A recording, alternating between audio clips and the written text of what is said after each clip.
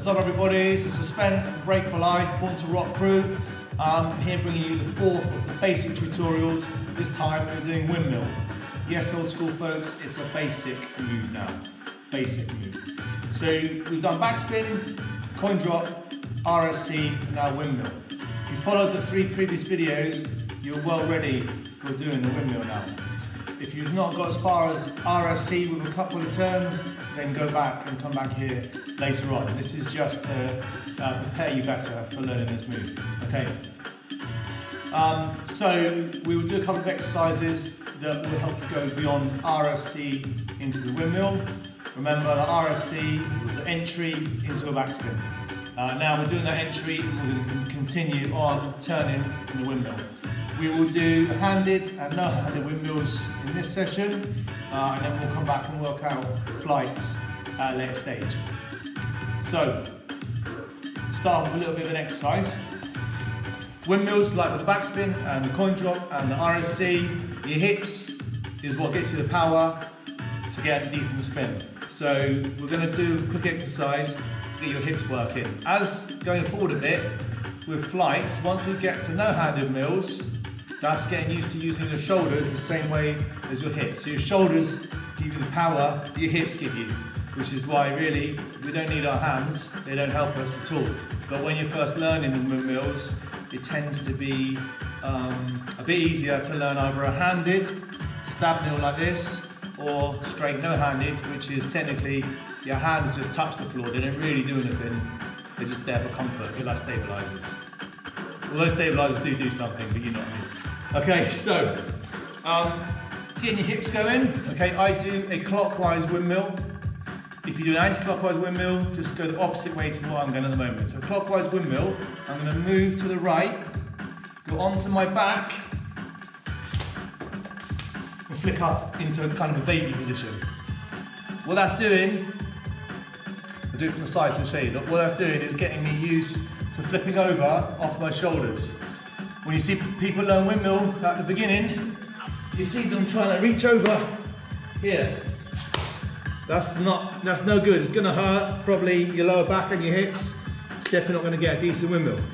You need to be flicking from your shoulders just like your hips are moving. So you come over here. Okay, so I'll show you that from the side. Like this. Remember, I'm going clockwise. So I move to my right, windmill anti-clockwise, or you will soon anyway. Move to your left. Okay, one more time and then you can repeat that a few times, thousands if you really like.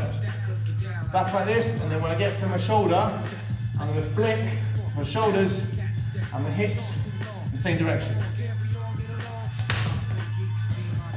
Okay, so that, at the end of an RSC,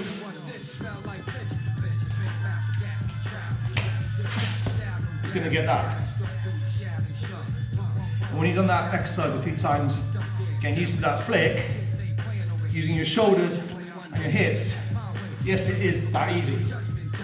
When you flail your arms around and they're all in the wrong place, and it's not that easy. Okay, so RSC on your back,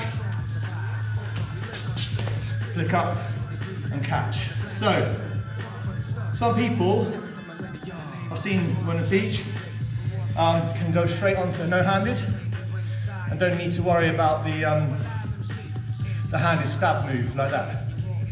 I think if you can learn the handed stab move first, you'll find later on, when you're learning transitions from different moves, you see a lot of people do the catch and lift. Some people do lift straight away. Neither's better than the other, but learning the stab move first is like a handed mill. You will probably find when you first learn transitions, that makes it a little bit simpler. That's obviously going forward a few weeks or months, depending on how quickly you're learning. So we do handed again, and once you go in, you come out at the same speed. So it's not RSC comfortable, quick panic, get out to your hands again. It's the same speed you went in, you come out again. Okay, stay high, that's probably the lowest part of your back should touch the floor. So like with learning the RSC and the coin drop, that was all about keeping your hips up in the air and your shoulders down. And now once you're doing a windmill, you can see why.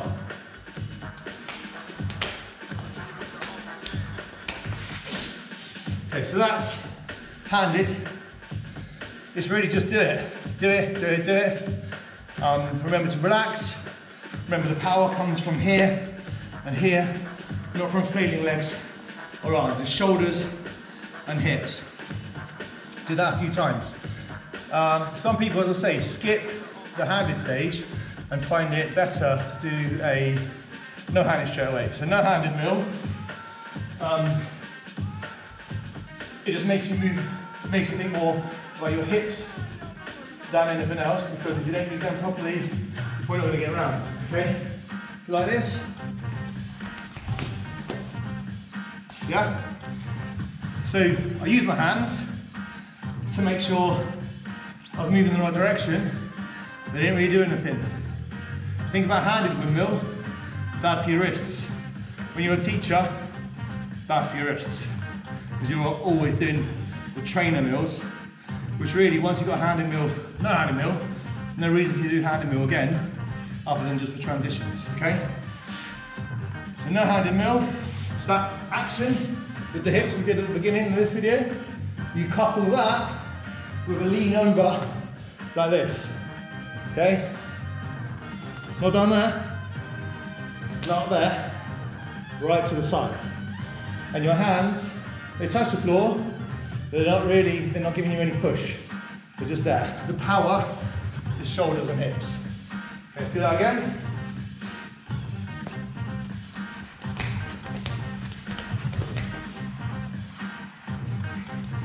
Forget that back spin, that was awful. Flat back. Just stop it. Okay? Copy that back spin. So, having gone on to that, turn, turn. You just got to keep doing it. That's how you're going to learn it. That's how you're going to get this move. A few psychological things to think about is you need to plan ahead. So you think about when you've done your entry, your RST, that you haven't finished until you're back round to the front again. So each one turn is in, all the way around to the front again. That's what you need to aim for when you're learning these harder power moves, okay? You aim for the end of each part of that move.